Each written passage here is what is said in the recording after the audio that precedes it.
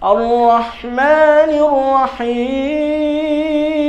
Jadi kalau kita sudah sering latihan mau makan apa aja, insyaallah Allah akan kuat. La yasma'una fiha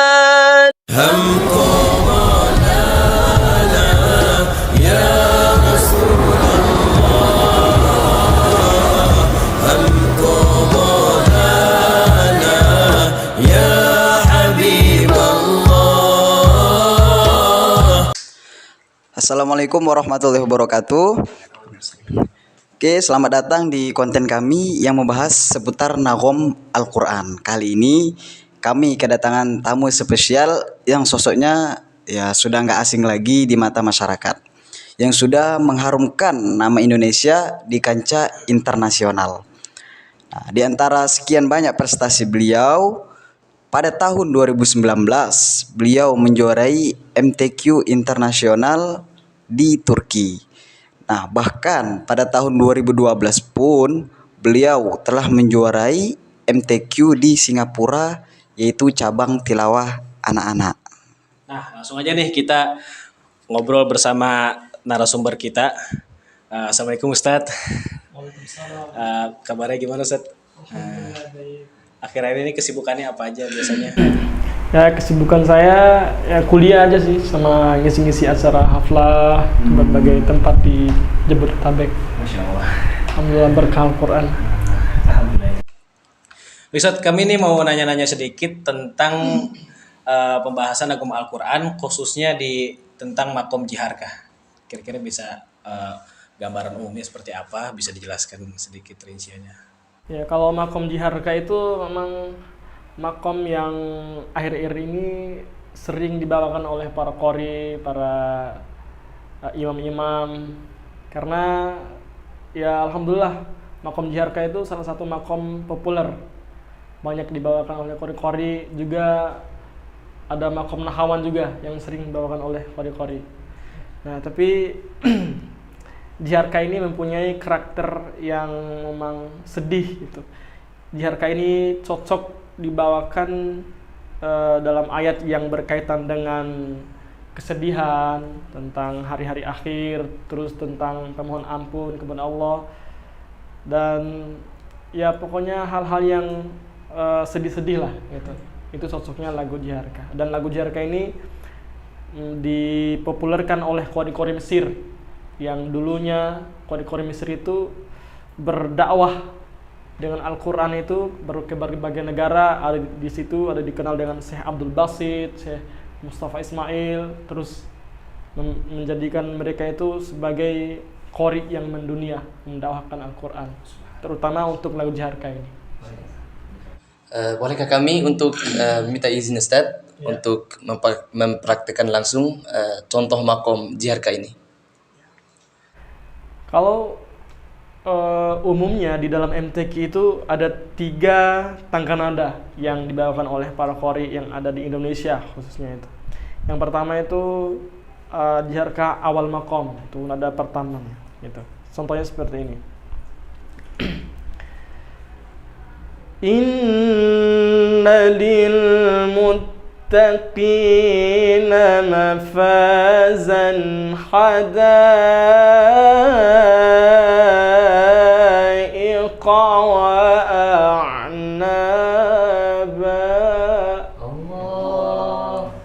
ya, itu awal makom. Ada juga nawa tangga keduanya, dan yang terakhir itu jawab. Nawa itu tangga kedua begini. Hadaiqa wa a'naban wa kawa'iba atraban wa ka'san dihaqa. Istilahnya itu dia itu memberi pancingan gitu, supaya nanti setelah ini ada jawabnya. Jawabnya seperti ini. La yasma'una fiha lagwan wa la كذابا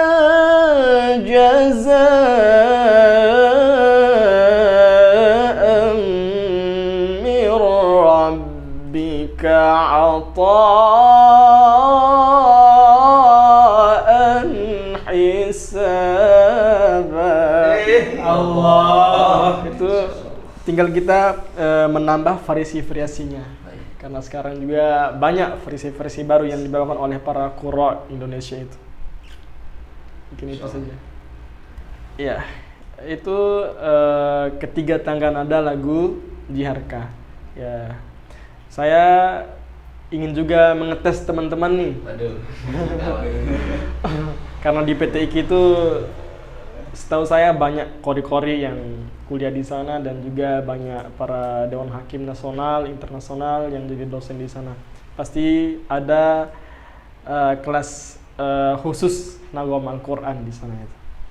Mungkin dari saudara kita siapa namanya? Al-Ghazali, Ustaz. Al-Ghazali mungkin bisa membawakan satu tangga nada lagu Jiharka. لا يسمعون فيها لغوا ولا كذابا جزاء من ربك عطاء حسابا. Ya, tapi perlu diperhatikan di sini bahwa ketika kita membaca Al-Quran dengan beberapa lagu ataupun variasi itu, perlu kita perhatikan itu tajwidnya. Jangan sampai kita membawakan lagu, kita asik dengan lagu-lagu, tapi tajwidnya kita biarkan begitu saja. Ada yang panjang, nggak sesuai gitu. Jangan sampai seperti itu. Karena kita membawakan lagu itu harus sesuai dengan kaidah tajwid juga. Karena bagaimanapun kalau istilah kata guru kita, Abah Musin Salim itu, salah satu dosen di PT IKI itu mengatakan bahwa lagu itu adalah kopralnya, sedangkan tajwid itu jenderalnya. Jadi kita harus mendahulukan jenderalnya. Jadi seperti itu. Terus ya Ustaz ya, selanjutnya untuk lagu nih kan Ustaz ada 7 makom nih Ustaz. Ya. Nah, untuk makom terfavorit Ustaz apa tuh kira-kira? Kalau makom favorit sebenarnya nggak ada sih, semuanya favorit. Semuanya favorit. Jadi nggak pilih kasih lah istilahnya. Tapi saya sering membawakan lagu Nahawan, terus lagu Bayati kan memang itu lagu wajib ya kalau apalagi kalau kita ikut MTQ itu. Ya, contoh awal gimana? Ya, contoh lagu Nahawan ya. Iya. Jadi yang sedang populer ini banyak yang mengikuti variasi Mustafa Ismail. Illa man taba wa amana wa amila amalan salihan fa ulaika yubaddilullahu sayyi'atihim hasanat. Gak kuat napas. Wa kana Allahu ghafurar rahima. Itu lagu Nahawan. Berarti memang makom Nahwan itu memang kayak sedih gitu ya, Ustaz? Memang. Kalau makom-makom yang cocok dibawakan untuk ayat-ayat yang berkaitan dengan nikmat itu lagu Ras, lagu-lagu Hijaz, itu cocok ayat-ayat yang berkaitan dengan nikmat, tentang kesenangan gitu. Jadi lagu Nahawan itu, Nahawan, Jiharka itu memang notabene-nya mereka itu cocok dengan ayat-ayat yang berkaitan dengan kesedihan. Ya, Nahawan itu sedih. Kita lanjut aja Ustaz.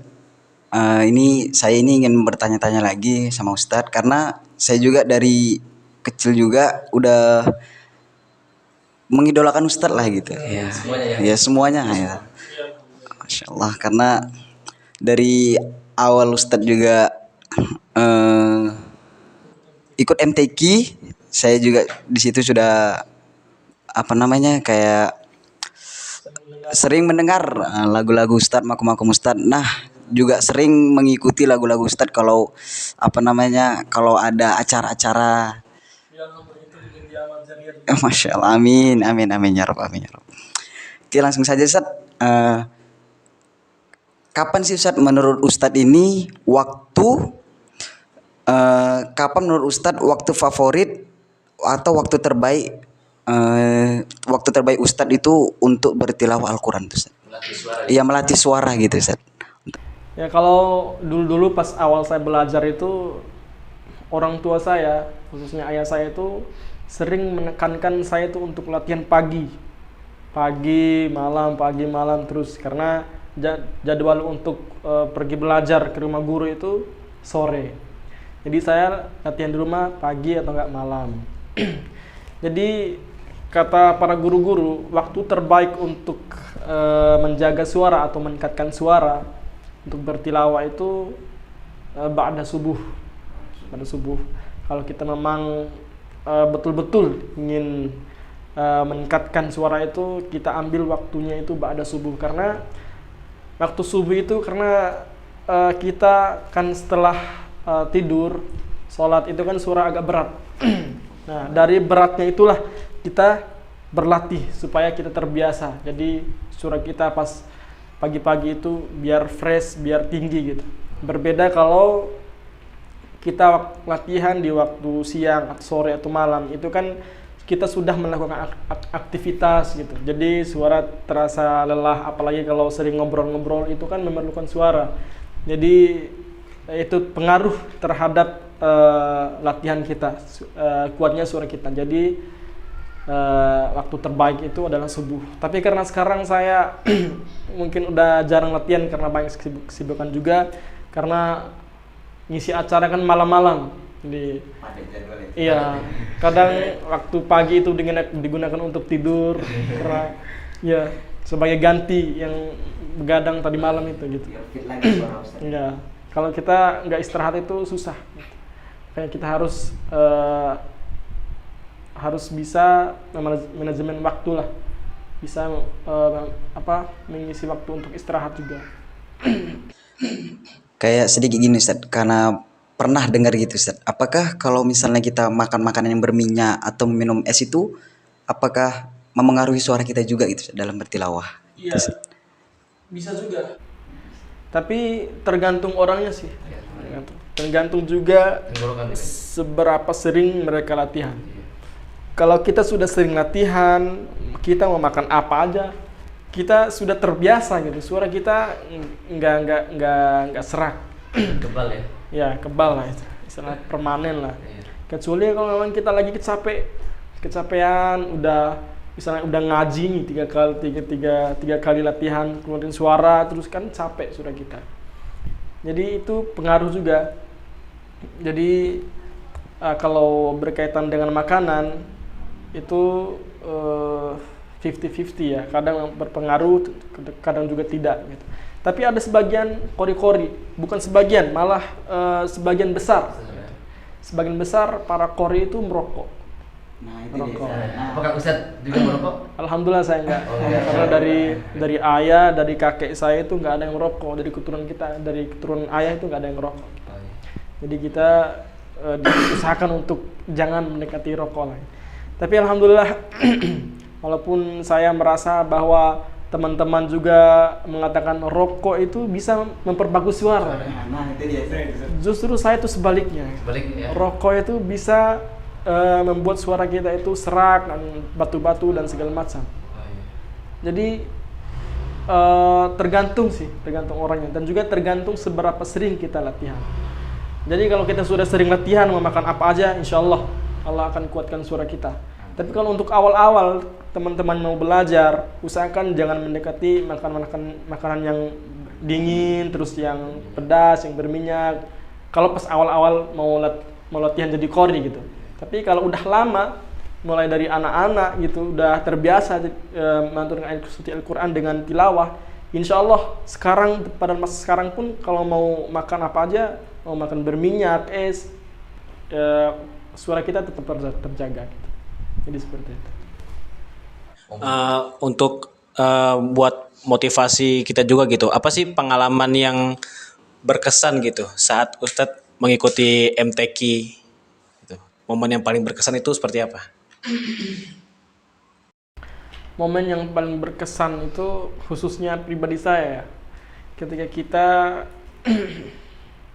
bertemu dengan orang-orang hebat karena Al-Quran, bisa membahagiakan orang tua karena Al-Quran, bisa bersanding dengan para guru-guru besar karena Al-Quran, bertemu dengan orang-orang yang luar biasa karena Al-Quran, karena berkumpulnya kita dengan orang-orang soleh karena sebab Al-Quran itu, kita yakinlah kita adalah orang yang dimuliakan Allah.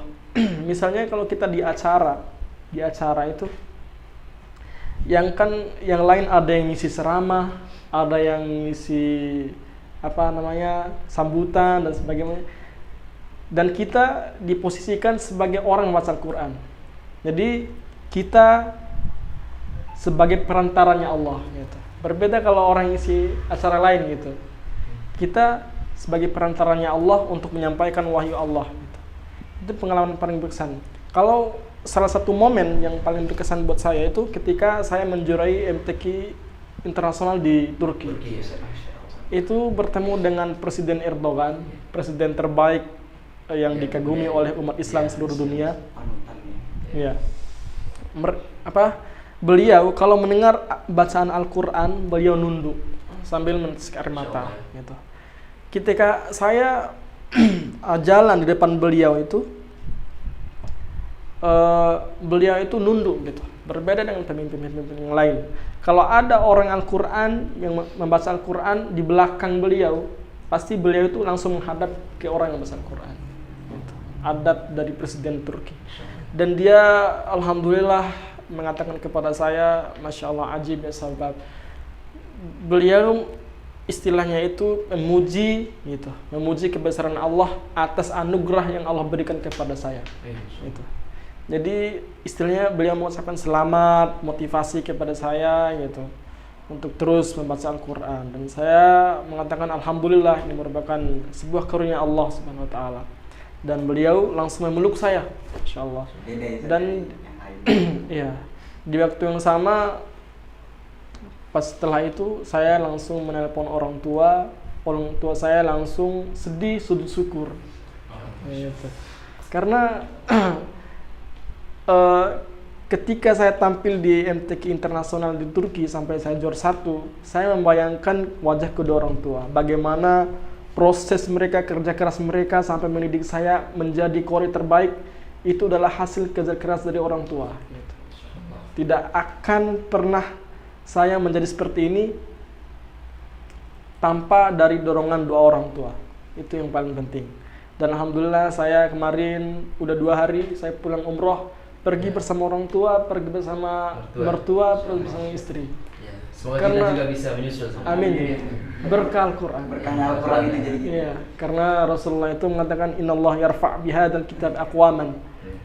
Orang yang membaca Al-Quran itu sesungguhnya Allah akan mengangkat orang-orang yang membaca Al-Quran dengan setinggi-tingginya gitu. Jadi yakinlah teman-teman, ketika teman-teman sudah masuk di lingkungan orang-orang yang qori, hafiz, yakinlah hidup teman-teman akan bahagia. Tidak ada kesusahan di dalam hidup kalian, insyaallah, karena Al-Quran yang menjamin gitu. Jadi seperti itu. Oke, jadi kita bisa ambil kesimpulan juga untuk kita berterima kasih juga sama orang tua kita gitu. Jangan lupakan orang tua kita. Mau kita sehebat apapun di dunia ini, mau kita setinggi apapun derajatnya, di hadapan orang tua kita adalah anak kecil yang suka menangis. Motivasi terbesar kita. Motivasi terbesar kita adalah orang tua. Baik Ustaz, terakhir ya.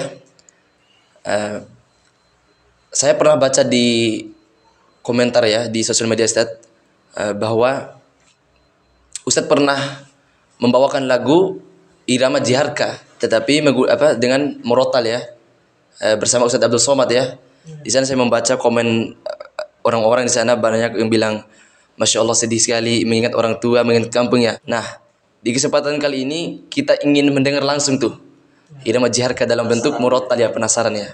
Coba bisa gak Ustaz? أعوذ بالله من الشيطان الرجيم بسم الله الرحمن الرحيم الحمد لله رب العالمين الرحمن الرحيم مالك يوم الدين إياك نعبد وإياك نستعين اهدنا الصراط المستقيم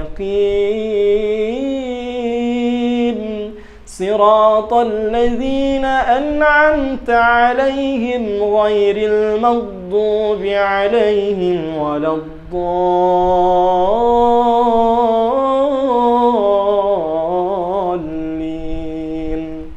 آمين. Jadi itu lagu Jiharka dengan cara merotal ya. Karena kemarin saya sempat mengisi acara sama Ustadz Abdul Somad, beliau mengatakan bahwa ada sebuah kitab yang ada di Brunei itu. Kitab itu menuliskan bahwa Rasulullah SAW membaca Al-Quran, membaca Al-Fatihah itu dengan lagu Jiharkah pas imamnya. Karena memang lagu Jiharkah itu memang lagu yang sedih ya. Dan juga banyak orang-orang Arab dulunya itu membawa lagu Jiharkah. Jadi diikuti oleh Rasulullah SAW. Jadi itu juga menjadi dalil bahwa kita ketika membaca Al-Quran itu dianjurkan untuk membaca dengan nagom Al-Quran, dengan makom gitu. Atau di dalam hadis Rasulullah itu Zainul Quran bi aswatikum, hiasilah Al-Quran itu dengan suara-suara kalian gitu. Perindahkan Al-Quran itu. Karena isi dalam Al-Quran itu indah semua gitu. Mukjizat satu mukjizat Rasulullah. Maka dari itu kita harus memperindahkan bacaan Al-Quran. Karena itu menjadi pahala buat kita, baik orang-orang membaca maupun orang mendengarkannya. InsyaAllah. Oke Ustaz, mungkin cukup sekian wawancara dari kami seputar Nagom Al-Quran. Terima kasih atas waktu dan kesempatan yang Ustadz berikan kepada kami.